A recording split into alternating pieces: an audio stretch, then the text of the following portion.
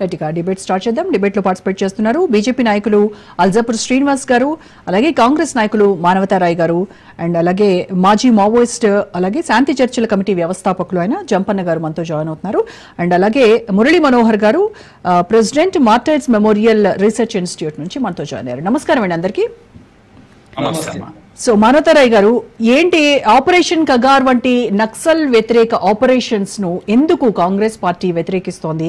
Naxalism సమస్యను పరిష్కరించడానికి కాంగ్రెస్ పార్టీకి ఉన్నటువంటి ప్రధాన విధానం ఏంటి? మరి వాళ్ళు నక్సలైట్లు మేము శాంతి చర్చలకు వస్తాం, ఆయుధాలు వదిలిపెడతాం అని చెప్పేసి వాళ్ళు లేఖలు రాస్తుంటే 3 సార్లు ఇప్పటికి కూడా వాళ్ళ కేంద్ర కమిటీ వాళ్ళు మేము చర్చలకు సిద్ధంగా ఉన్నామని చెప్పేసి వాళ్ళు అడుగుతుంటే మరి భారత ప్రభుత్వం, బీజేపీ ప్రభుత్వం స్పందించట్లేదు. అంటే నక్సలైట్లను సమూలంగా ఏరివేసి ఆ అటవీ ప్రాంతంలో ఉన్నటువంటి అపారమైనటువంటి ఖనిజ సంపదను ప్రైవేటు అంటే కార్పొరేట్ సంస్థలకు అందించే ఉద్దేశం అనేది స్పష్టంగా కనపడుతుంది. ఇప్పటికే ప్రభుత్వ రంగంలో పలు ఖనిజాలకు సంబంధించిన కార్పొరేషన్లు అక్కడ ఉన్నాయి. ఆ కార్పొరేషన్లను మరి ఆ సంస్థలకు మార్చి 2026 మార్చి లోపు వాళ్ళకు ఒప్పందాలు ఉన్నాయి. ఆ ఒప్పందాల్లో భాగంగానే అక్కడ ఉన్నటువంటి గిరిజనులను వాళ్ళని ఇబ్బంది పెడుతున్నారు. తర్వాత మావోయిస్టు పేర్లతో గిరిజనులను అడవుల నుంచి ఖాళీ చేపిస్తున్నారు. ఈ విధంగా ఒక రకమైనటువంటి విధ్వంసానికి పాల్పడుతున్నారు. కాబట్టి కాంగ్రెస్ పార్టీ హయాంలో కూడా జరగలేదా అంటే జరిగినాయి, కానీ కాంగ్రెస్ హయాంలో కూడా చర్చలు జరిగినాయి. చర్చలు సఫలమయ్యాయా? విఫలమయ్యాయి. ఒక ప్రజాస్వామ్య వాతావరణంలో చర్చలు జరిగినాయి, విఫలమైపోయినాయి. మళ్ళీ వాళ్ళు అడుగులు బాట పట్టారు, వాళ్ళ పోరాటం వాళ్ళు చేశారు. వీళ్ళేం ఉగ్రవాదులు కాదు కదా. మరి దాంతో సాధించింది ఏంటి? కాంగ్రెస్ చర్చలకు పిలిచారు అంటే ఇప్పుడు వాళ్ళు కొన్ని ప్రతిపాదనలు పెట్టారు, దానికి ప్రభుత్వం దానికి కొన్నిటిని పరిష్కరిస్తామంది, కొన్నిటిని పరిష్కరించలేని సమస్యలు ఉన్నాయి. కాబట్టి ఇద్దరి మధ్య విఫలమైపోయింది. తద్వారా వాళ్ళు ఈ దేశ పౌరులే, పోలీసులు ఈ దేశ పౌరులే. కాబట్టి ఇప్పుడు జరిగింది ఏంటి? వాళ్లే నక్సలైట్లే ఒక అడుగు వచ్చేసి కిందకు వచ్చేసి మేము చర్చలు జరపండి, మేము ప్రజాస్వామిక వాతావరణంలో ఒక చర్చలు జరపనంటే పట్టుకొని కాల్చివేత ధోరణులకు మనుషుల్ని పిట్టల్లా కాల్చడం ఎంతవరకు న్యాయం? మళ్ళీ అనొచ్చు వీళ్ళు మరి పోలీసులు చంపినప్పుడు కూడా మేము మాట్లాడతాం, వాళ్ళు మనుషులే వీళ్ళు మనుషులే. అసలు మనం ఎక్కడున్నాము? ఇవాళ దేశాలన్నీ కూడా యుద్ధాలు శాంతియుత ఇలా పాకిస్తాన్ యుద్ధం ఎందుకు ఆప్ చేశారండి? చర్చలు 3వ వ్యక్తి ట్రంప్ వచ్చేసి జోక్యం చేసుకోగానే ఎందుకు ఆగాల్సి వచ్చింది? మరి ఇలా ఇరాన్ ఉక్రెయిన్ మన వాళ్ళ దేశాల మధ్య రష్యా ఇరాన్ దేశం మరి ఇజ్రాయిల్ మధ్య యుద్ధాలను ఆపారా? కాబట్టి ఇక్కడ ఏంటంటే భారతదేశంలో ఒక విధానం అనేది కనపడుతుంది స్పష్టంగా.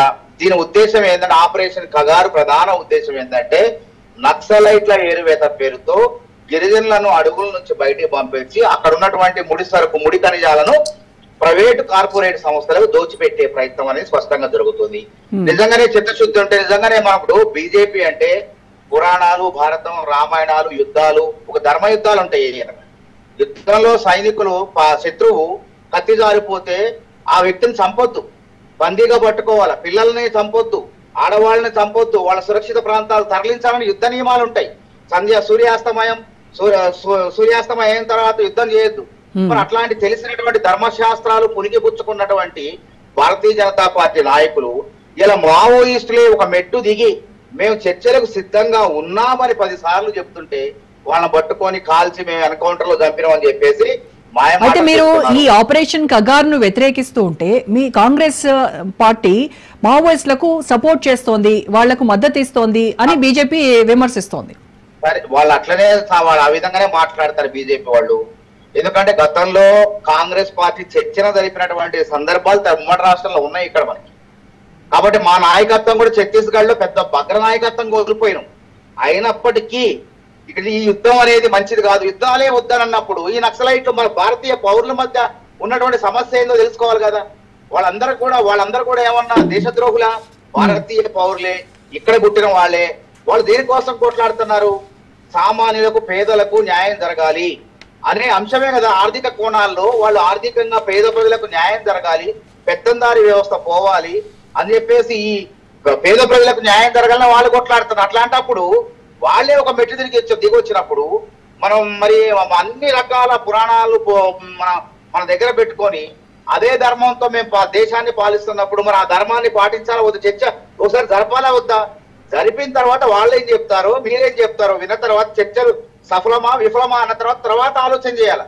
రైట్. కనీసం భారత్ పాకిస్తాన్ తోనేమో యుద్ధాన్ని ఆపేస్తారు, చర్చల అసలు ఏం జరగకుండా అమాయకులైనటువంటి పౌరులు ఒక చంపేస్తే మరి దానికి అసలు చంపినోడు ఎవడో తెలియదు, ఇంతవరకు పట్టుకోలేదు.